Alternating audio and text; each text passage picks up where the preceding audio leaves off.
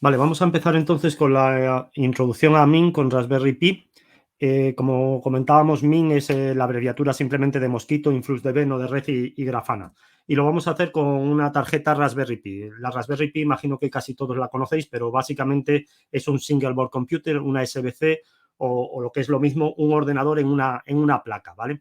Está basada en microcontroladores ARM de la marca Broadcom y utiliza como sistema operativo una variante de Debian. El sistema operativo antes se llamaba Raspbian y ahora le han cambiado el nombre y se llama Raspberry Pi OS, ¿vale? Sistema operativo Raspberry Pi. Nosotros la utilizamos mucho en sistemas embebidos y lo único que hay que tener en cuenta muchas cosas, pero un detalle importante para los que estáis acostumbrados a lo mejor a trabajar con Arduino es que en esta placa las tensiones que se utilizan son de 3,3 voltios, ¿vale? No son de 5 voltios. Entonces hay que tener cuidado con eso si venís del mundo Arduino, porque si no podéis dañar la placa.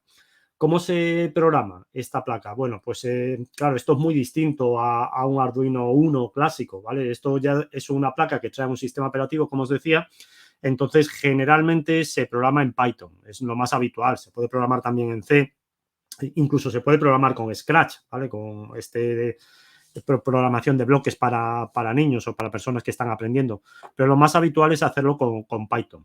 Un inconveniente que tienen estas tarjetas es que no tienen disco duro. Utilizan como sistema de almacenamiento permanente, utilizan una tarjeta micro SD. Entonces, esto puede ocasionar problemas con algunos sistemas, porque sabéis que estas tarjetas no están pensadas para hacer escrituras recurrentes durante mucho tiempo, entonces pueden llegar a fallar. Hay alternativas para conectarles discos duros y demás, o crear una caché intermedia, pero bueno, eso lo trataríamos en otro momento. Lo interesante de estas tarjetas es que eran o son súper económicas, ¿vale? Una tarjeta Raspberry Pi pues oscila entre los 25 los 50 euros aproximadamente.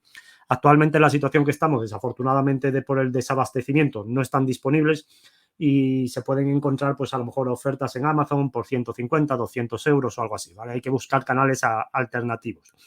En el taller de hoy lo que voy a hacer es configurarla como un sistema headless, es decir, un sistema sin cabeza. Esto quiere decir que no la voy a conectar ni a un monitor ni a un teclado, sino que voy a acceder a ella remotamente. Yo voy a acceder a ella, lo voy a hacer de dos formas, pero principalmente a través de un terminal SSH, Secure Shell, ¿vale? Terminal seguro, o bien por VNC, que es un escritorio remoto para los que, como yo, no trabajéis habitualmente con línea de comando, pues que veáis otra opción para poder acceder al escritorio que probablemente os resulte más cómodo. ¿Por qué Mint? Bueno, Mint, como os decía, es la agrupación de estos 4 programas y son 4 aplicaciones que se han vuelto muy populares en el sector de Internet de las cosas, porque cada una cumple una misión y lo hace muy bien. Además, son todas aplicaciones de código abierto con una comunidad de desarrollo importante detrás de cada una de ellas y una trayectoria también muy exitosa. Entonces, el primer elemento que tenemos es Mosquito. Mosquito, básicamente, lo veis aquí a la izquierda, arriba. Mosquito es un broker MQTT. Básicamente, para que os hagáis una idea, un broker MQTT es como un repartidor de correo. Al broker le llegan mensajes y él reparte los mensajes a sus correspondientes destinatarios. ¿De qué mensajes estamos hablando? Pues podría ser, por ejemplo, un paquete que llega de The Thing Network. Pues el paquete llega al broker Mosquito de nuestra Raspberry Pi y nuestra Raspberry Pi se lo despacha a quien nosotros le indiquemos. ¿Cómo le vamos a indicar quién es el destinatario de ese paquete? Pues tenemos que hacerlo programando, no hay otra forma, ¿vale? Afortunadamente, en lugar de programar del modo tradicional escribiendo código, vamos a programar utilizando Node-RED.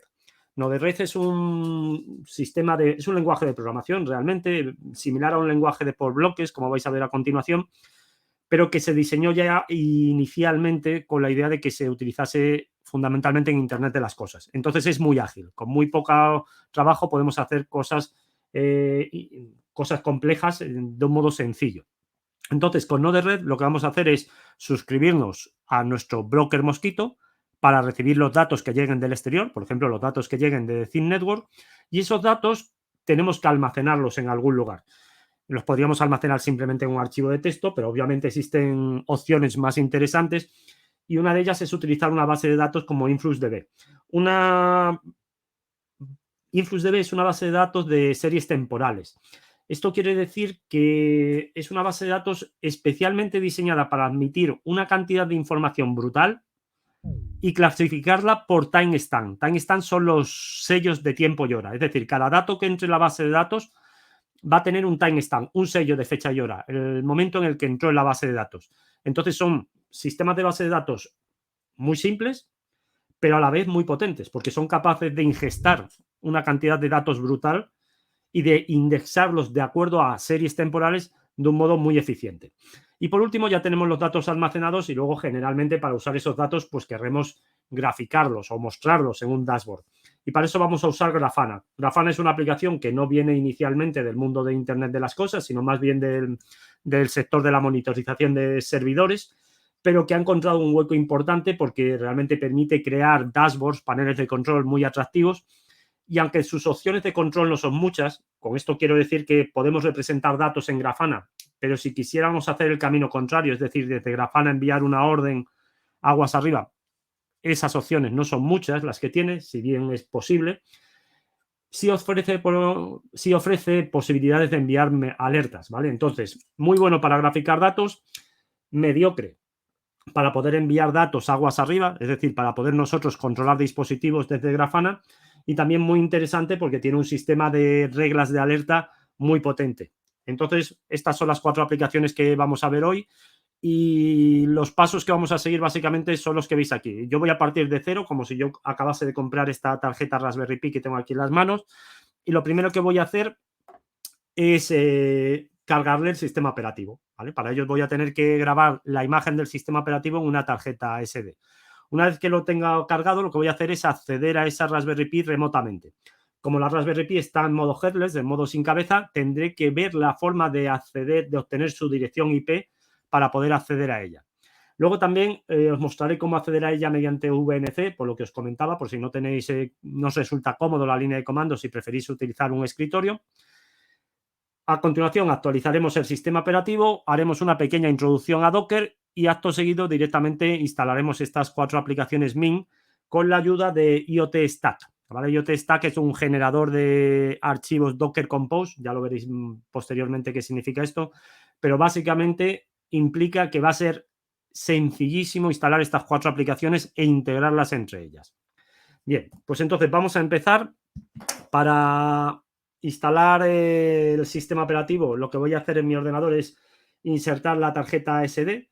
Una vez que la tengo insertada, voy a ejecutar una aplicación que pone a nuestra disposición Raspberry Pi. Si vais a la página de Raspberry Pi, ahí en la diapositiva tenéis la dirección, la página software.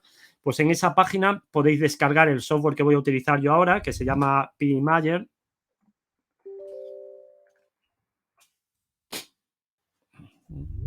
Vale.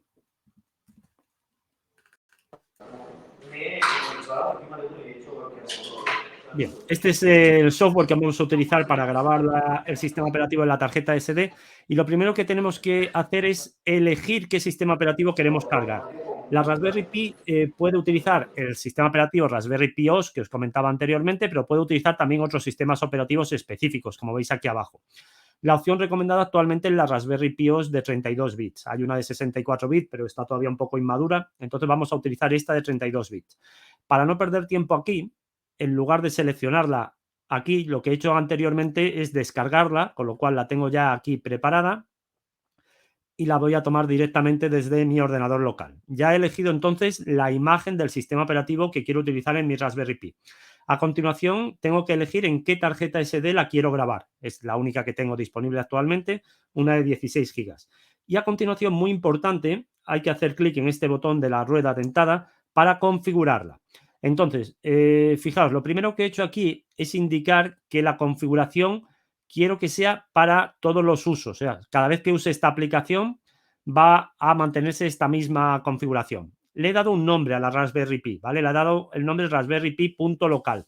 Esto veremos posteriormente que tiene importancia.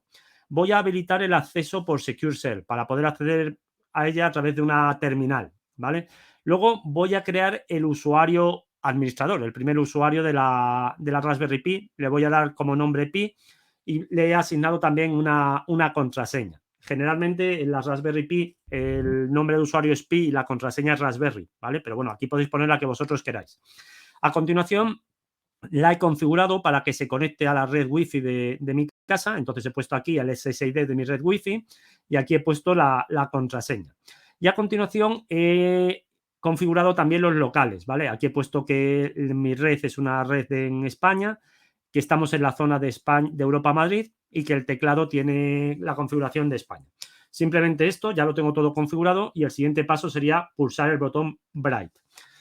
Me dice que se va a borrar todo lo que hay en la tarjeta, pulso Yes y efectivamente empieza a realizar la operación de escritura, que puede durar unos minutos, y una vez terminada esa operación de escritura realizará una verificación de la tarjeta para ver que todo se ha escrito correctamente. Una vez que tengamos la tarjeta, ¿qué hacemos con ella? La insertamos en la Raspberry Pi y en ese momento es cuando alimentamos la Raspberry Pi, ¿vale? Cuando la conectamos a su fuente de alimentación. No conviene extraer e introducir la tarjeta con la Raspberry Pi alimentada.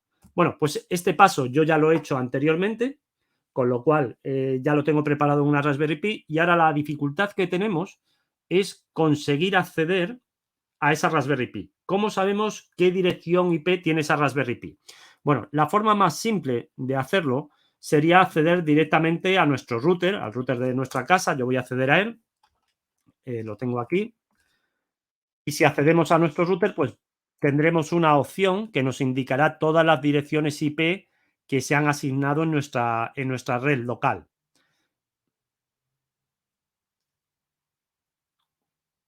En mi caso aparecerá aquí un mapa con todos los dispositivos que tengo actualmente conectados a la red.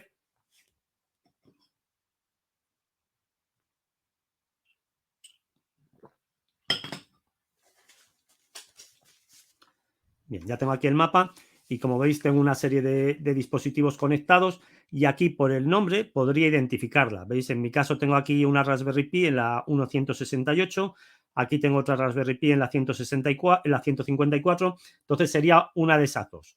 Esta es la primera opción. ¿Qué ocurre? Pues que si estáis en un colegio o estáis a lo mejor en vuestra empresa no vais a tener acceso al router. ¿Qué podemos hacer entonces? La siguiente opción es utilizar una aplicación que se llama Nmap. Es una aplicación de mapeo de redes. Yo la tengo aquí preparada. En esta aplicación simplemente ejecutamos este comando, que lo tenéis ahí en la presentación. Perdonad que he ido muy rápido, ¿vale? El comando es este de aquí, indicando la subred, la dirección IP de vuestra subred. En mi casa toda la subred está montada en la 192.168.1, lo que sea, pues entonces ponéis ahí un 0/24.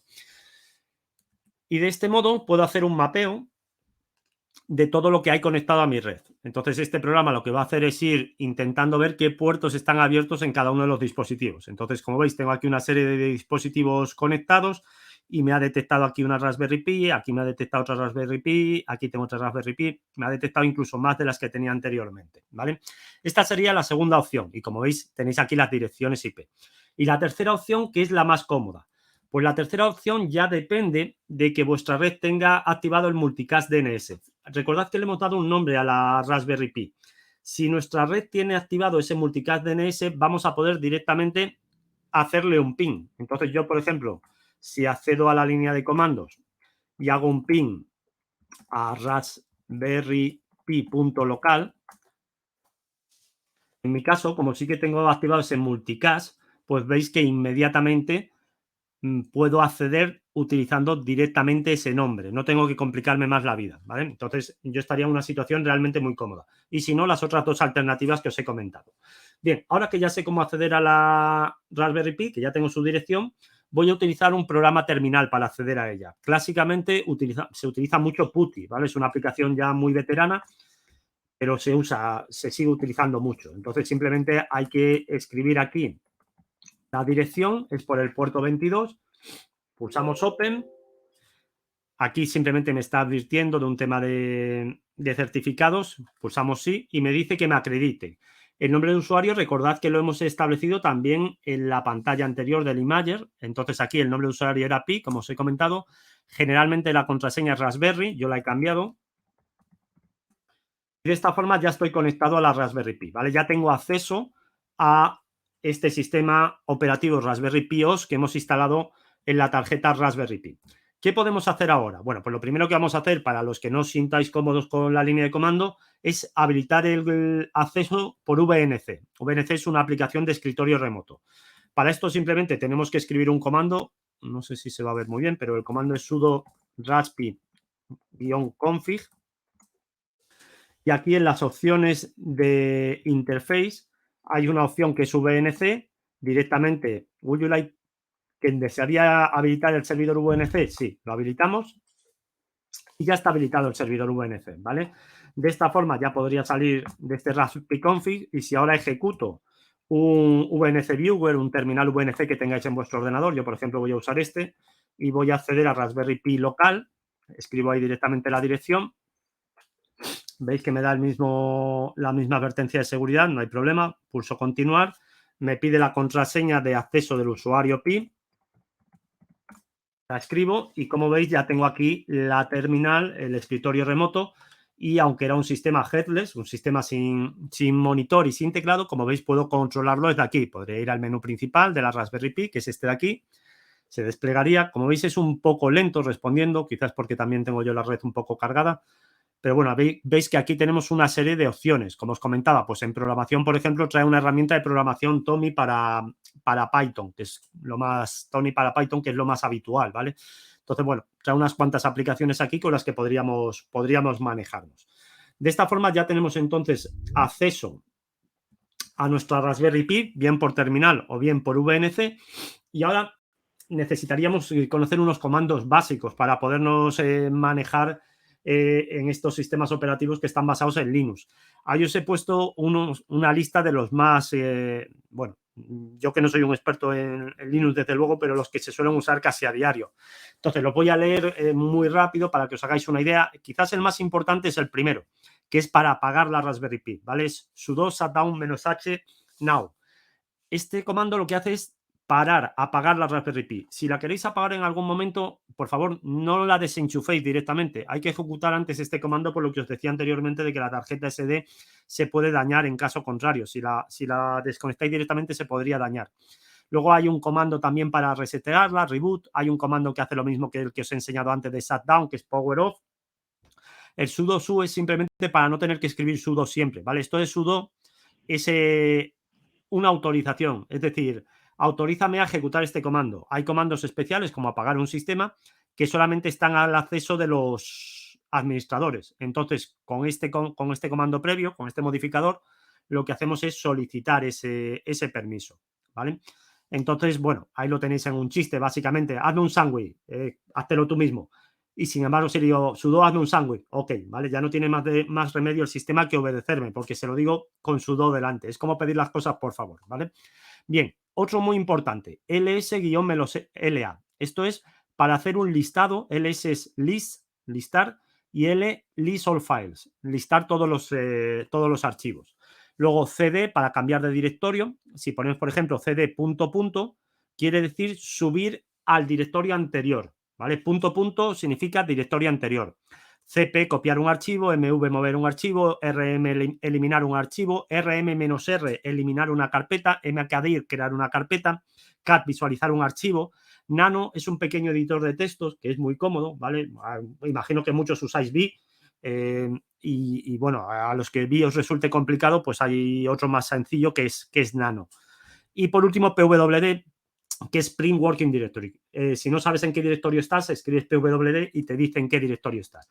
Bueno, como estáis viendo, en este momento ha terminado ya la operación del PIMager que teníamos ahí trabajando y el PIMager me está indicando aquí que la tarjeta se ha grabado correctamente. Vale, pues entonces ya podríamos coger esa tarjeta e introducirla directamente en una Raspberry Pi y hacer lo que estamos haciendo ahora, ¿vale? Bien, ya hemos visto los comandos básicos de Raspberry Pi y ahora solamente unas pinceladas sobre el tema de las carpetas en el sistema operativo. Hay una carpeta raíz. De esa carpeta raíz penden dos carpetas, la carpeta Home y la carpeta etc. Dentro de la carpeta Home hay una carpeta para cada usuario del sistema, ¿vale? Ahora mismo tenemos en nuestro sistema el usuario Pi, entonces va a haber dentro de Home una carpeta que se llama Pi. Esta carpeta de usuario, además de pi, se llama virgulilla, ¿vale? Os he dicho antes que el punto punto es para subir un nivel en las carpetas, pues la virgulilla sirve para ir directamente a tu carpeta de usuario. Y luego, bueno, dentro de tu carpeta de usuario, pues vas a tener otra serie de carpetas, de documentos, imágenes o lo que sea. La carpeta TC, pues la carpeta TC generalmente no hay que tocarla, ¿vale? Es una carpeta de configuración, donde se almacenan archivos de configuración del sistema. Generalmente no hay que tocarla igual que no hay otra que tocar otra serie de carpetas que veis aquí, ¿no? Como veis, la estructura puede llegar a ser bastante complicada o compleja. Nosotros generalmente deberíamos trabajar en nuestra carpeta home. Bueno, visto esto, también tengo que hacer una breve mención al sistema de permisos de Linux, porque es un poco distinto al de otros sistemas operativos. En Linux, cada archivo y cada usuario tiene un usuario propietario, perdón, cada archivo y cada directorio tiene un usuario propietario y un grupo propietario, ¿vale? Entonces, yo, por ejemplo, podría decir, yo soy el usuario pi, pues podría preguntarle al sistema, oye, ¿a qué grupos pertenece el usuario pi? Pues como veis, el usuario pi pertenece actualmente a todos esos grupos que estáis viendo ahí. Entonces, el sistema de archivos, vamos a hacer un ls para que veáis aquí, ls-la, ¿vale? Cuando hacemos un ls-la aparece un listado de todos los archivos y como veis aquí a la izquierda aparecen los permisos de cada uno de esos archivos y directorios. Entonces, ¿qué es lo que estamos viendo aquí? Pues si aparece una D al principio, me está indicando que eso es un directorio. Si no aparece, me está indicando que es un archivo. Y luego aparecen paquetes de 3 letras, ¿vale? Aparecen unas 3 primeras letras que corresponden a los permisos del usuario propietario, 3 siguientes letras que corresponden a los permisos del grupo propietario y otras 3 letras que corresponden a los permisos que tienen el resto de usuarios. Es decir, los usuarios que no son ni el propietario del archivo ni pertenecen a ninguno de los, ni pertenecen al grupo propietario de este archivo. ¿Vale? Esto es lo fundamental que tenemos que saber. ¿Cómo se cambian los permisos de un archivo? Pues se cambian con el comando chmod, ¿vale? Entonces, ese comando, generalmente lo que tenemos que escribir es chmod, un paquete de caracteres, que son 3 caracteres, y el nombre del archivo al que le queremos cambiar los permisos, ¿vale? El modo son, como os digo, 3 caracteres. El primer carácter es indicar los permisos de quién queremos cambiar, del usuario propietario una U, del grupo propietario una G, de otros usuarios una O, de todos los usuarios una A. Luego, si queremos otorgarle un permiso, en cuyo caso pondríamos el signo más, o bien queremos quitarle un permiso, en cuyo caso pondríamos el carácter menos, y por último, qué permiso queremos otorgarle o denegarle, que sería la R de lectura, la W de write de escritura, la X de ejecución para archivos y la X mayúscula de ejecución para carpetas, ¿vale? Esto lo cuento porque podemos necesitarlo más adelante. Entonces, bueno, aquí había un pequeño ejercicio para los que os apetezca hacerlo, pues lo podéis hacer, es un ejercicio sencillo de crear simplemente unos archivos y unas carpetas y moverlas y demás. No voy a entrar en esto y vamos a ir directamente a actualizar nuestro sistema operativo. Para actualizar el sistema operativo, aunque lo acabemos de instalar, es posible que no esté actualizado a los últimos paquetes o las últimas versiones que se hayan generado. Entonces, lo primero que vamos a hacer es ejecutar un comando que se llama sudo apt update. Con este comando vamos a actualizar los orígenes de software. ¿Qué es esto? Pues en Linux, en Ubuntu, el software, las aplicaciones se instalan desde repositorios. Entonces, nuestro sistema operativo conoce una serie de repositorios. Pues con este comando le vamos a pedir que investigue esos repositorios a ver si ha habido modificaciones, pero no va a instalar todavía nada, ¿vale? Entonces voy a empezar con ese primer comando, sudo apt update, ¿vale? Entonces, está leyendo la lista de paquetes que tenemos en los repositorios. Bien, y una vez que la ha leído, sí que le voy a decir ya con sudo apt full upgrade que actualice todo lo que sea necesario. Entonces, vamos allá, sudo apt full upgrade. Pues ahora esto puede tardar un poquito, lo vamos a dejar ahí, ¿veis? Me pregunta que me dice que hay una serie de paquetes que hay que instalar, que se van a actualizar, le digo que sí, pues estoy escribiendo una Y y pulso intro y ahora los va a descargar y los va a instalar, ¿vale?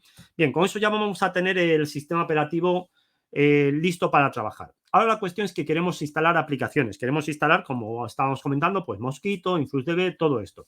¿Cómo podríamos hacerlo? Pues existen varias formas de instalar software. La forma más clásica es lo que llamamos instalación directa, instalación a hierro en bare metal, ¿vale?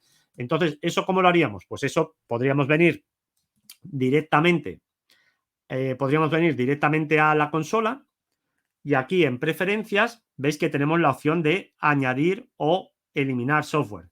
Y con esta opción directamente te aparece un buscador, tú podrías buscar aquí, como veis están organizados por clases de programas, tenemos juegos, tenemos lo que sea, podemos por ejemplo buscar, voy a intentar buscar no de red,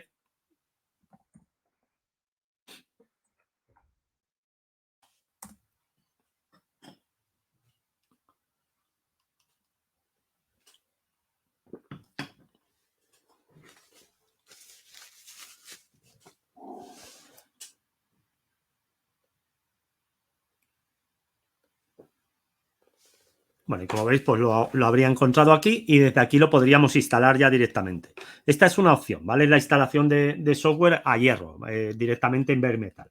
Bien, esta opción que se ha utilizado clásicamente no es la que se suele utilizar en los servidores, ¿vale? Los servidores es más frecuente que o bien se recurra a máquinas virtuales o bien más actualmente se recurre a contenedores. Para que, y bueno, y el gestor de contenedores más popular que existe se llama Docker. Para que veáis la diferencia entre las tres posibilidades está este gráfico. Aquí a la derecha tenemos lo que sería un servidor bare metal, un servidor con una instalación clásica. Entonces tenemos el ordenador, que es el hardware. Ese ordenador tiene un sistema operativo, el que sea, un Ubuntu, un Windows, lo que sea, y sobre ese sistema operativo se instalan directamente las aplicaciones con sus dependencias, ¿vale? Ya sabéis que en los tiempos que corren, pues las aplicaciones dependen generalmente de otros paquetes. Pues como veis aquí tenemos 3 aplicaciones instaladas, cada uno con sus dependencias. Bien, esto puede ser válido en algunos casos. Pero ¿cuál es el problema con el que te sueles encontrar? Pues te sueles encontrar con que a veces necesitas combinar aplicaciones que son de sistemas operativos diferentes. Pues eso ya aquí no lo puedes hacer. Otro problema que te puedes encontrar en un servidor bare metal es que a lo mejor una aplicación requiere una versión de las dependencias y otra aplicación requiere otra versión distinta de las dependencias. Entonces empiezas a tener conflictos entre las distintas dependencias. Y otro problema que puedes tener es que gestionar un servidor de este estilo generalmente resulta más complicado que utilizar alguna de las otras dos opciones que vamos a ver a continuación. De estos servidores bare metal, la primera evolución fue pasar a los servidores que utilizaban máquinas virtuales, ¿vale? O servidores virtuales, que es esto que estáis viendo aquí a la izquierda. Entonces, en estos sistemas lo que teníamos era el ordenador abajo, teníamos un sistema operativo principal o anfitrión, ¿vale? Un único sistema operativo, pero sobre ese sistema operativo se instalaba una aplicación especial, lo que llamamos el hipervisor, ¿vale? Un programa especial que lo que permitía, a su vez, era crear ordenadores virtuales dentro de este ordenador anfitrión, ordenadores huéspedes. Entonces, como veis aquí, tendríamos 3 sistemas operativos distintos. Cada sistema operativo podría tener sus aplicaciones y podría tener también sus dependencias. Cada uno de estos sería un servidor virtual. Serían como si hubiéramos cogido un ordenador y ese ordenador lo hubiéramos convertido en 3. El problema que tiene este sistema es que no es muy eficiente, porque hay que asignar memoria, hay que asignar espacio en disco duro a cada uno de estos servidores virtuales. Entonces, es un método que consume realmente muchísimos recursos. Entonces, se evolucionó hacia lo que probablemente se utiliza más actualmente, que es el sistema de contenedores, que es lo que estáis viendo aquí en medio. En el sistema de contenedores tenemos un hardware con su sistema operativo anfitrión y en lugar del hipervisor que teníamos en el sistema de máquinas virtuales, tenemos un gestor de paquetes. Se puede llamar también un orquestador, ¿vale? Este gestor de paquetes, de contenedores, lo que va a hacer es que va a desplegar cada aplicación en un contenedor independiente. Como veis, es muy parecido al sistema bare metal. Lo que ocurre es que estos contenedores son completamente aislados unos de otros. Es decir, las dependencias de esta aplicación están en su propio contenedor. Las dependencias de esta aplicación están en su propio contenedor. De este modo, no existen esos conflictos de los que hablábamos antes entre dependencias de distintas aplicaciones y además el sistema de contenedores es muy cómodo de gestionar. Es muy fácil actualizar una versión de un contenedor, de tener un contenedor, dar de alta un contenedor, ponerlo en marcha. Lo vais a ver a continuación que realmente se hace con unos poquitos comandos. Entonces, lo que vamos a hacer hoy es instalar estas 4 aplicaciones y las vamos a instalar con un sistema de contenedores.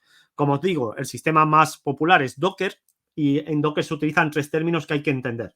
El primer término es registro. Registro es simplemente la biblioteca donde están todas las imágenes de los contenedores, es decir, la biblioteca donde están los programas que queremos utilizar. Entonces hay un registro público que es hub.docker.com al que podéis acceder con vuestro navegador web y vais a ver que hay cantidad de programas ahí disponibles para que tú te los instales en tu sistema operativo.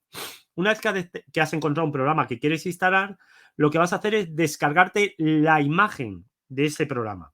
La imagen es como una plantilla, ¿vale? Esa plantilla contiene el código del programa y también contiene todas las dependencias. Es, por así decirlo, la imagen es como un sello que nos va a permitir crear instancias suyas y cada una de esas instancias es lo que llamamos un contenedor. Entonces, yo, por ejemplo, me puedo descargar una imagen de Node-RED y crear 2 contenedores de Node-RED para tener 2 instancias de Node-RED trabajando a la vez en mi ordenador.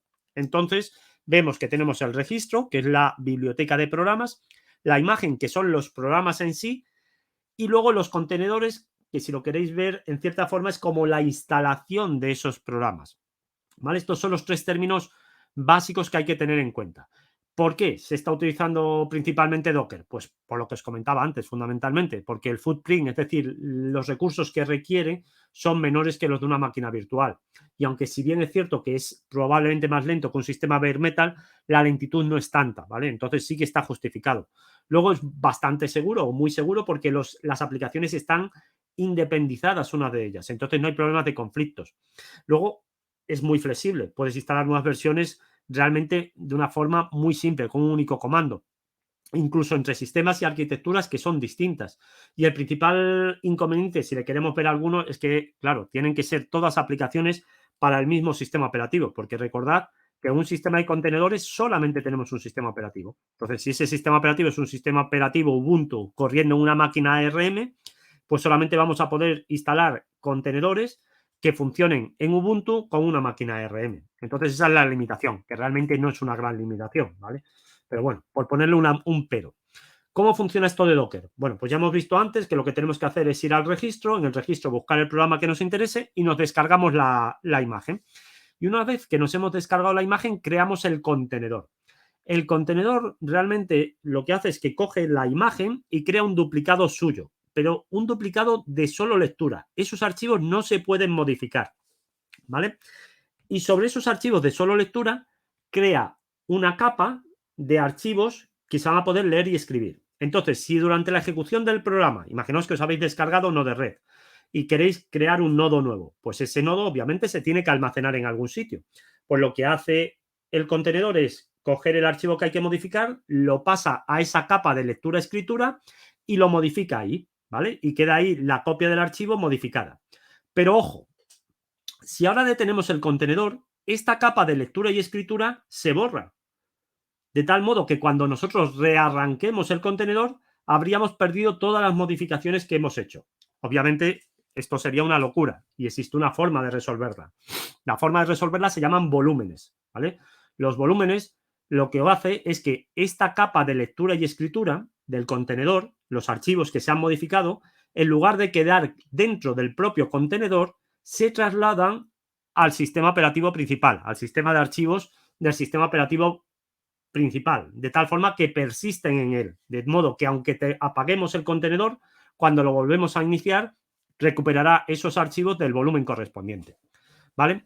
Bueno, luego otro detalle interesante, la mayoría de las aplicaciones que vamos a instalar con contenedores son aplicaciones de tipo servidor, es decir, son aplicaciones a las que los clientes se conectan desde el exterior. Entonces, hay 2 formas de acceder a los contenedores. La forma que vamos a ver hoy es la forma que se llama binding. Binding es que, imaginaos que nosotros tenemos aquí 2 contenedores, uno para el servidor web Apache y otro para el servidor de bases de datos MySQL.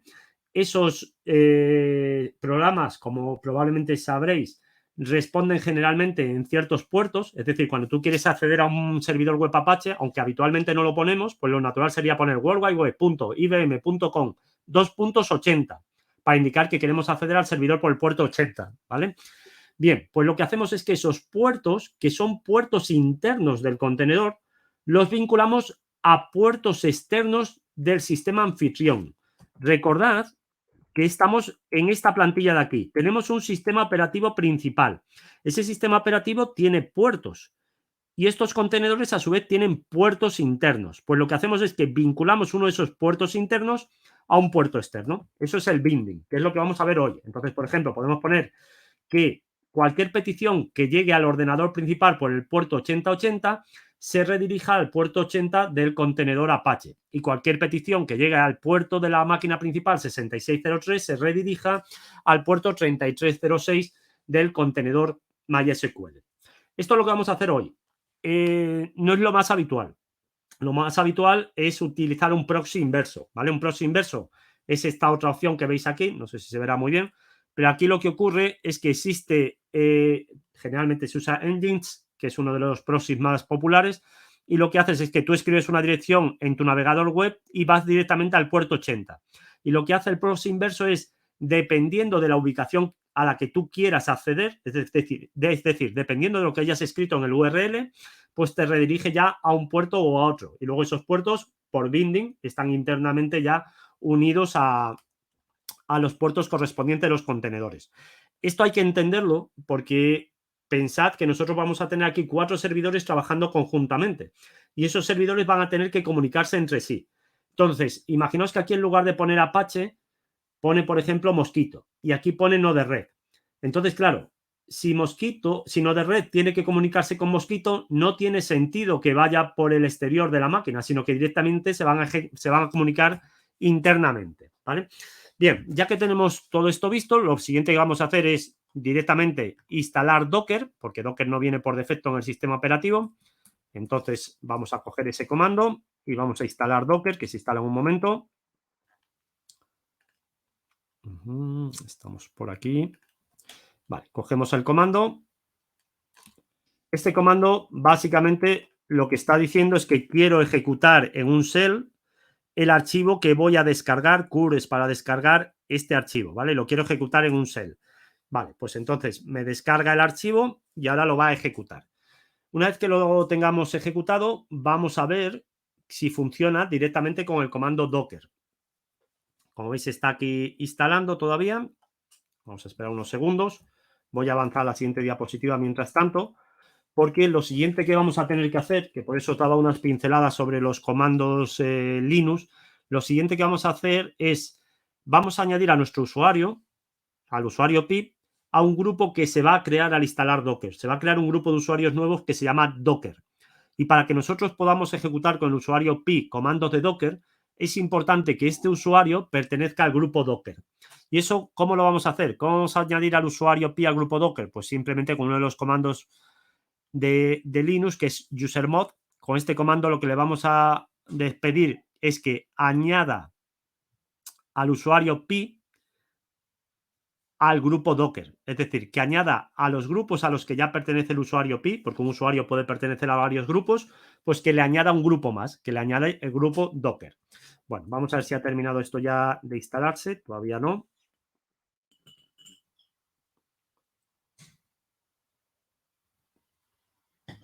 Bien, ya está instalado. Si escribo Docker, directamente veis que me responde. También podría hacer un Docker version directamente y me diría la versión que tengo instalada, como veis ahí. Entonces, bueno, esta parte ya la tenemos. Siguiente paso, entonces. Vamos a añadir, como os decía, al usuario pi el grupo Docker. Pues directamente le añadimos ese grupo. Veis que si ahora pongo groups pi para ver los grupos de pi, veis que se ha añadido aquí el grupo Docker, al que antes no pertenecía. Bien, pues ya le tenemos entonces añadido y lo que vamos a hacer ahora, para que este cambio tenga efecto, vamos a ejecutar este comando, ¿vale? Directamente lo introducimos ahí y ya tenemos todo lo que necesitábamos de Docker. A continuación vamos a instalar Docker Compose. Docker Compose es esto sería realmente lo que llamábamos antes un orquestador. Docker Compose lo que permite es crear combinaciones de varios contenedores y que trabajen de una forma combinada. Nosotros lo que vamos a hacer es crear 4 contenedores, uno para cada aplicación, y esos contenedores tienen que entenderse entre sí. Es decir, tienen que saber entre ellos en qué direcciones responden, en qué puertos responden. Necesitamos, si vamos a instalar InfluxDB, necesitamos establecer unas contraseñas predeterminadas y demás. Todo eso se hace con un archivo de texto que se llama Docker Compose. Y ese archivo tiene un formato. Ese formato es relativamente sencillo, pero es incómodo trabajar con él. Entonces, lo que vamos a hacer es instalar Docker Compose y luego vamos a pedir a una aplicación que nos genere ese archivo específico para poder montar nuestros 4 contenedores. Vamos a instalar entonces, como os digo, Docker Compose. Docker Compose ya no se instala directamente como hemos visto antes, sino que se instala a través de pip3. Pip3 es un gestor de paquetes de Python, ¿vale? Entonces tenemos que instalar una serie de aplicaciones. Voy a ir instalándolas aquí. Empezamos por estas. Una vez que tenemos esas instaladas, pasamos ya directamente, ya tenemos pip, entonces podemos instalar el Docker Compose. Con esto instalamos el Docker Compose. Bien, lo está descargando, correcto. y luego lo vamos a añadir al sistema para que se ejecute cada vez que arranquemos el sistema con este otro comando. Esto es relativamente rápido. Ya lo tenemos ahí, lo añadimos al sistema. Bien, y ahora vamos a comprobar que está funcionando. Hacemos lo mismo que antes, docker compose, -- version. Y veis que lo tengo ahí ya en la versión 1.29.2, que es la que se ha instalado aquí en mi sistema. Bueno, pues ya lo tenemos entonces todo listo. Hay una serie de comandos de Docker, ¿vale? Quizás el más común es docker ps-a, que te dice los comandos que tienes en los contenedores, perdón, docker ps-a, los contenedores que tienes actualmente funcionando, ¿vale? Los contenedores que tienes activos. Como veis, yo ahora mismo no tengo ningún contenedor activo. Hay otra serie de comandos interesantes, pues docker stop para detener un contenedor, docker start para iniciarlo, restart, rm para borrar un contenedor, demás, ¿vale? Una serie de comandos. Bien, esto ahora mismo no tiene mayor importancia porque nosotros vamos a utilizar, como os decía, un sistema alternativo para poder crear estos paquetes. Y lo vamos a hacer a través de Docker Compose. Para que os hagáis una idea más clara de Docker Compose, imaginaos, por ejemplo, que queréis instalar un sistema Joomla. Joomla es un gestor de paquetes, un gestor de contenidos, ¿vale? Generalmente un sistema Joomla está compuesto de 3 elementos. El propio Joomla, el gestor de contenidos Joomla. Joomla generalmente depende de una base de datos MySQL, y generalmente para ejecutar esa base de datos MySQL se utiliza un gestor de base de datos que se llama phpMyAdmin. Pues como veis tenemos aquí 3 programas, ¿vale? Estos 3 programas los podríamos instalar en contenedores. Y entonces, para que estos contenedores pudieran trabajar entre sí, tendríamos que crear un archivo docker compose.yml con las instrucciones para que esos contenedores se entiendan entre sí. Para que os hagáis una idea, el aspecto que tienen estos archivos docker compose es este que estáis viendo aquí, ¿vale? Entonces, como veis, tenemos aquí una serie de servicios. Tenemos el servicio Joomla, el servicio de la base de datos Joomla, el servicio del phpMyAdmin. Aquí una cosa importante es ver cómo está la asignación de puertos. Veis que aquí se está asignando el puerto 80 de Joomla al puerto externo 8080, aquí el puerto 80 al puerto externo 8081 para el phpMyAdmin. Se establecen una serie de valores iniciales, pues las contraseñas, como estáis viendo aquí. Entonces, claro, si yo tengo que generar este archivo manualmente, pues es probable que cometa errores, especialmente cuando vamos a aplicaciones más complejas que la que estamos viendo aquí. Entonces, para evitar esos errores, lo que vamos a hacer es utilizar IoT Stack. IoT Stack es un programa que me genera ese archivo que habéis visto antes para un montón de contenedores distintos. Bueno, por lo menos a mí sí me sorprendió bastante la primera vez que conocí esta aplicación, porque vais a ver que permite combinar un montón de aplicaciones diferentes, aplicaciones específicas de Internet de las Cosas y de domótica principalmente. Entonces, para poder ejecutar IoT Stack, tenemos que asegurarnos de que está instalado el curl. Yo ya sé que está instalado, ¿vale? Porque lo he utilizado anteriormente, pero por si acaso lo voy a volver a instalar, por si alguno tenéis problemas, porque yo algún sistema sí he tenido problemas de que no estaba disponible el curl. Simplemente se instala. Curl es un programa para poder descargar archivos remotamente. A continuación, voy a descargarme ya IoT Stack, ¿vale? El script de instalación de IoT Stack, que es este aquí. Entonces, directamente lo ejecuto y va a descargar ese programa. Entonces, si yo aquí hago un listado, veis que ya se ha creado ahí una carpeta que se llama IoT Stack. Pues ahora tendría que ir a esa carpeta. Como os decía antes, la virgulilla es vuestro directorio de usuario. Entonces le estoy diciendo que quiero, dentro de mi directorio de usuario, ir al directorio IoT Stack. Bien, si aquí hacemos un ls, vemos que tiene una serie de programas, de archivos, y tenemos que ejecutar el programa menú sh, ¿vale? Bien, ese programa yo he encontrado en el momento que probé esto, había un fallo en IoT Stack, ¿vale? Os he puesto aquí la referencia, y hay que ejecutarlo con sudo. Entonces directamente voy a pulsar sudo. Otro detalle importante, antes de ejecutarlo es importante que pongáis el terminal a pantalla completa, ¿vale? Porque hay veces que si tenemos el terminal así reducido, no funciona bien. Entonces lo ponemos a pantalla completa y ya tenemos aquí el IoT Stack. Lo primero que está haciendo este programa es detectarme que tengo las versiones correctas de Python y de otras aplicaciones que él requiere, ¿vale? Entonces, el Python, por ejemplo, yo sí que lo tengo instalado, tengo incluso una versión posterior a la necesaria, pero el RUAML, que es un programa que permite abrir archivos YAML, no lo tengo instalado. Entonces, lo que le voy a decir es que sí, que quiero instalar estos programas y él se va a encargar de instalarlos automáticamente. Este es el primer paso que vamos a dar. Entonces, bueno, él va a estar instalando eso y cuando termine de instalar nos va a presentar un menú como el que estáis viendo aquí, ¿vale? Este es el menú que vamos a ver a continuación y en ese menú vamos a poder elegir todas las aplicaciones que queremos incluir en nuestro Docker Compose. Entonces, vamos a ver si ha terminado ya esto. ¿Veis? Ya tengo ahí el menú listo para empezar a trabajar. Entonces, en este menú, lo primero que vamos a hacer es actualizar Docker y Docker Compose, por si fuera necesario, ¿vale? Esto lo veríamos aquí directamente en instalaciones nativas.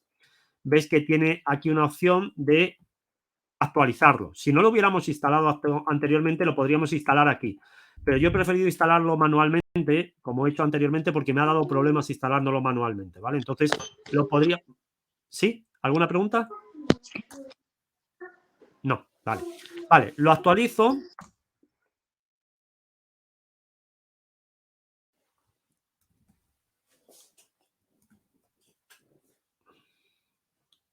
Y una vez que lo tengamos actualizado, vamos a hacer un reinicio del sistema, ¿vale? Esto sí puede tardar un poco más, a ver si va rápido.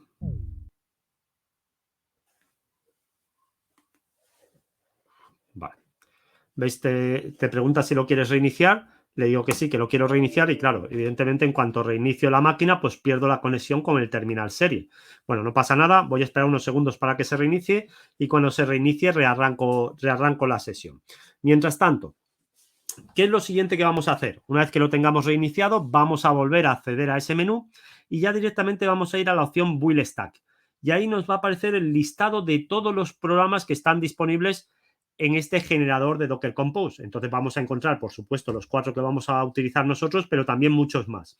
Generalmente basta con elegir los programas que quieres instalar. Pero, por ejemplo, en el caso de Node-RED no basta solo con eso, ¿vale? En el caso de Node-RED hay que indicar que quieres utilizar Node-RED y también tienes que indicar qué complementos de Node-RED quieres instalar, ¿vale? Node-RED es un lenguaje de programación, como os decía anteriormente, y tiene un montón de complementos. Entonces, algunos de los complementos estáis viéndolos aquí. Pues tiene complementos para Alexa, tiene complementos para Blink, tiene complementos para gestionar los pines de la propia Raspberry Pi. Hay un montón de complementos, ¿vale? Pues en el caso de Node-RED sí que vamos a necesitar indicar cuáles son esos componentes. Bueno, vamos a ver si ya podemos acceder a reiniciar el servicio, a ver si se ha reiniciado. Voy a reiniciar la sesión y veis que ya me aparece aquí para volver a acreditarme. Me acredito como Pi otra vez. Directamente voy a acceder a la carpeta que estábamos comentando, que era, me parece yo, testack, ahí. Y aquí hacemos un sudo al menú SH. Bien. Ya tenemos ahí el menú y como os decía, ahora ya vamos directamente a Build Stack y aquí es tan sencillo como ir eligiendo los programas que quieres instalar. Fijaos, Blink, Chronograph, demás, ¿vale? Están por orden alfabético. Entonces, el primero que me aparece es Grafana. Pues elijo Grafana. Veis que en este caso también tiene unas opciones a la derecha que podríamos configurar. Yo no voy a tocar nada, ¿vale? Tiene Home Assistant, que nos hicieron una presentación anteriormente de Home Assistant. Bueno, vamos a ir al siguiente, que es Mosquito. Instalamos Mosquito. Estoy bajando con las flechas del cursor y para seleccionar cada opción pulso la barra espaciadora. Están las instrucciones ahí, ¿vale? Seguimos bajando. Ahora está Node-RED, ¿vale? Pues instalo también Node-RED y fijaos que al instalar Node-RED es cuando ahí a la derecha me ha aparecido lo de issue. Eso quiere decir que tengo que preocuparme de algo ahí. Bueno, pues ese algo he pulsado el botón derecho y voy a indicar que quiero configurar los add-ons, los complementos. Y lo voy a dejar por defecto, ¿vale? No voy a tocar nada más, pero para que os hagáis una idea de todo lo que hay aquí, pues daos cuenta, ¿vale? Hay un montonazo de opciones. Vale, no he tocado nada, simplemente lo he pasado para que lo veáis. Y ahora, como está todo correcto, directamente pulso intro para regresar donde estábamos. Y ahora pulso go back para regresar y me he saltado el InfluxDB que está aquí arriba. Bueno, al InfluxDB y lo selecciono, ¿veis? Yo podría crearme un sistema con cualquier, lo interesante que tiene IoT Stack es que tú puedes elegir cualquier combinación de todos los programas que hay aquí, que como veis son un montón, instalártelos todos en tu sistema, ¿vale? Realmente esto es muy cómodo y te despreocupas de crear ese Docker Compose que puede ser complicado, especialmente cuando empiezas a combinar un montón de programas. Bueno, pues ya que tengo elegido mis 4 programas, pulso el intro para empezar la construcción, ¿vale? Y ya me ha creado el archivo Docker Compose, ¿veis? Me dice aquí, ya tengo el archivo que tú necesitas listo para que puedas ejecutar tu sistema. Muy bien, pues ya que tenemos eso listo, vamos a los comandos Docker y le vamos a decir que arranque la pila, IoT.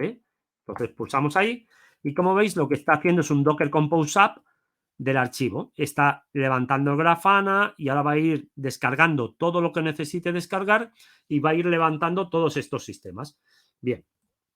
En el momento en el que yo, bueno, sí, os lo voy a comentar aquí. Cuando probé esto por primera vez, había un error en el caso de Grafana precisamente, y es que no se iniciaba el contenedor de Grafana. Entonces lo he dejado aquí en esta diapositiva por si en el futuro os pasa lo mismo.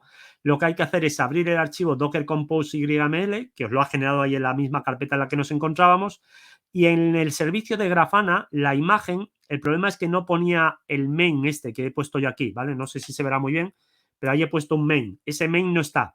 Entonces, cuando no está el main, lo que hace es que Docker descarga la imagen más reciente. Y esa imagen más reciente debía tener algún problema y no funcionaba, no arrancaba correctamente, ¿vale? Entonces, bueno, vamos a esperar a que se vayan levantando estos sistemas. Ya está con Node-RED, como podéis ver ahí. Y cuando estén levantados los sistemas, podremos hacer un Docker PS-A para ver cómo estos contenedores están funcionando. Mientras esto ocurre, ¿qué ocurre con estos 4 programas? Pues generalmente estos 4 programas responden, son programas servidor, como os decía, y responden en los puertos que os he puesto aquí, ¿vale? El Mosquito en el 1883, InfluxDB en el 8086, Grafana en el 3000 y Node-RED en el 1880.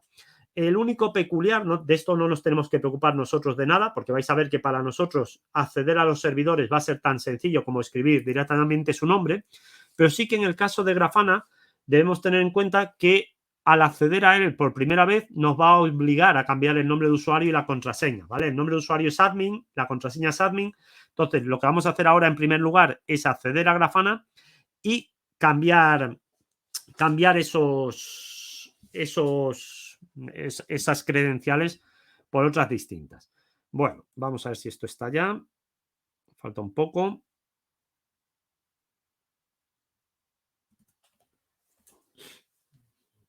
No sé si hay alguna duda hasta ahora, algo que queráis preguntar.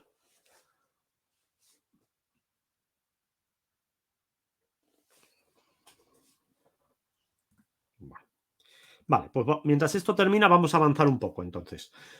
Ya tenemos los 4 aplicaciones que nos interesan instaladas. La primera de ellas es Mosquito, ¿vale? Mosquito es un broker MQTT, lo que os decía anteriormente, es como un despachador de mensajes, ¿vale? Mosquito en este gráfico que tenéis aquí representaría el elemento que tenemos en la zona central. Este elemento de aquí, eso sería Mosquito, ¿vale? Entonces, lo que ocurre es que distintos dispositivos, estos dispositivos que tenemos alrededor de él, pueden enviarle mensajes o bien suscribirse a mensajes, ¿vale? Es un sistema de suscripción-publicación. Entonces lo que ocurre es que, por ejemplo, este coche envía un mensaje, pues eso quiere decir que está publicando un mensaje y ese mensaje lo publica en un topic. Es como si lo enviase a un buzón concreto, ¿vale? Es como si dentro del broker tuviéramos un montón de buzones, cada buzón con un nombre y cada dispositivo puede publicar en los buzones que le dé la gana y cada dispositivo a su vez se puede suscribir a los buzones que le dé la gana. De tal forma que podríamos tener, por ejemplo, aquí un teléfono móvil que estuviera suscrito al buzón en el que este coche envía su velocidad. De tal forma que cuando el coche envía la velocidad, el teléfono móvil recibe el valor de la velocidad, ¿vale? Así es como funciona MQTT. MQTT es yo diría que es uno de los estándares de facto actualmente en Internet de las cosas. ¿Por qué? Bueno, pues fundamentalmente porque consigue un desacoplamiento a 3 niveles. Es decir, consigue un desacoplamiento en el espacio, porque daos cuenta que este teléfono móvil y este coche no necesitan conocer las direcciones IP el uno del otro. solamente necesitan conocer la dirección IP del broker, y es el broker el que se encarga de mantener la comunicación con ellos. Entonces, esto ya de por sí es comodísimo en sistemas en los que intervienen muchos dispositivos.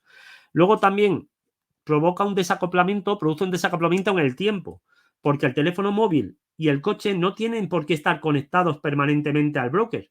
Pueden los mensajes irse almacenando en el broker y el teléfono móvil conectar ocasionalmente y descargar los mensajes que estén disponibles en ese buzón. Y luego esto es un poco más difícil de ver, pero produce un desacoplamiento de asincronía. MQTT es tan ligero, es un protocolo que realmente consume tan pocos recursos en el sistema, que apenas interrumpe el resto de funcionalidades que tiene que hacer ese sistema. Por ejemplo, imaginaos que tenemos un ESP32, ¿vale? Y un ESP32 lo tenemos como sensor, como actuador, haciendo un montón de operaciones. Y además queremos que publique o que se suscriba a un servidor, a un broker MQTT. Pues esas operaciones de suscripción y publicación son tan rápidas, son tan ágiles, que apenas interfieren en el resto de funcionalidad, ¿vale? Entonces, estos serían los 3 desacoplamientos que tiene MQTT. ¿Cómo funciona el sistema este de buzones del que hablábamos? Pues los buzones simplemente tienen nombres. Entonces, por ejemplo, aquí tenéis un primer buzón que sería el buzón temperatura del salón de la planta baja de mi casa. Es decir, los buzones pueden estar anidados unos dentro de otros. Pues eso es lo que estamos viendo aquí. Y el separador de buzones, de tópicos, es la barra. Es como las carpetas de un ordenador. Es básicamente lo mismo, ¿vale? E igual que en el sistema de archivos de un ordenador tenemos metacaracteres, en el caso de los topics de MQTT también los tenemos. Por ejemplo, tenemos un metacarácter que es el signo más. Este metacarácter lo que hace es que sustituya un nivel. Por ejemplo, aquí estaríamos diciendo que queremos leer todas las temperaturas de todas las salas, porque no hemos indicado el living room, sino estamos indicando de todas las salas de la planta baja de mi casa, ¿vale? Eso sería el más. Y luego tenemos otro, que es el metacarácter de multinivel, que este ya sustituye a todo lo demás. Es decir, detrás de este metacarácter no puede haber nada, porque este quiere decir cualquier subtopic de la planta baja de mi casa. Es decir, aquí veríamos todos los sensores, no solo los de temperatura, todos los sensores de todas las salas, porque también está incluyendo a las salas de la planta baja de mi casa, ¿vale? Vamos a ver si ha terminado ya entre tanto. A ver, ya tenemos esto aquí listo. Entonces vamos a salir y voy a hacer un docker ps-a para que veamos cómo están los contenedores funcionando, ¿vale? Entonces, como veis, hace 3 minutos que se han arrancado los servidores de Grafana, Mosquito, Node-RED e InfluxDB, y los tenemos los 4 funcionando actualmente. ¿Qué podríamos hacer ahora? Pues lo que os comentaba, podemos acceder, por ejemplo, al de Grafana. Vamos a acceder al de Grafana que está en el puerto 3000. Entonces, directamente vamos al navegador web, aquí, por ejemplo, y ponemos Raspberry Pi local y accedemos al puerto 3000. ¿Vale? Como veis, me está pidiendo un nombre de usuario, escribo admin y una contraseña admin. Y ahora me pide que los cambie, ¿vale? Entonces, voy a cambiarlos.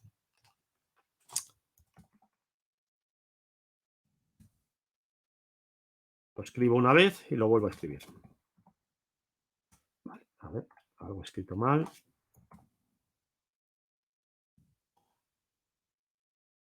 Ya están cambiados y esto sería Grafana, volveremos sobre ello más tarde, ¿vale?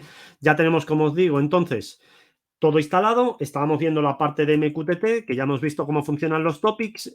Hay una serie de cuestiones muy interesantes sobre MQTT en las que no voy a entrar ahora, pero una de ellas es la garantía de entrega, la calidad del servicio, ¿vale? Ya la podremos ver en otro momento. Y lo que sí nos vamos a concentrar es en esta parte, que es muy importante. Vamos a ver cómo estos contenedores que hemos instalado se van a comunicar entre ellos. Como habéis visto, yo he ido al navegador web y, sin planteármelo mucho, he escrito la dirección de mi Raspberry Pi y he accedido al puerto 3000, ¿vale? Esto es lo que decíamos antes. El puerto 3000 de mi máquina principal, de la Raspberry Pi, está binded, está unido al puerto de Grafana. Entonces, cuando yo he entrado por aquí, lo que ha ocurrido es que la Raspberry Pi directamente ha redirigido esa petición al contenedor de Grafana. Si hubiera entrado al puerto 1880, pues habría redirigido al de Node-RED. Y si al 8086, a InfluxDB, ¿vale? Pero si estos contenedores quisieran hablarse entre ellos, no pueden usar estos nombres. Lo que van a hacer es utilizar directamente los nombres de los propios contenedores. Es decir, si Grafana, sino de red, quiere dirigirse a InfluxDB, vamos a utilizar como dirección del servidor InfluxDB, sin más ni más. No nos tenemos que preocupar de nada más, ¿vale? InfluxDB va a ser el nombre del servidor y luego añadiremos el puerto. Muy importante, los nombres van en minúscula, ¿vale? Siempre van en minúscula, todos los nombres de los servidores. Pues nada, vamos entonces a ver un ejemplo, un primer ejemplo con Node-RED, por ejemplo, si queréis. Entonces voy a venir aquí y voy a acceder a la misma máquina, pero al puerto 1880, que es donde tenemos Node-RED. Y como veis, ya tenemos aquí Node-RED funcionando. Un momento, dentro de esa Raspberry Pi. Voy a intentar poner un poco más grande, que se vea mejor. Vamos a hacer un ejemplo sencillo. Vamos a publicar desde Node-RED en nuestro broker Mosquito, para que veáis cómo es esto de los topics, ¿vale? Para que veamos un caso. Entonces, lo que voy a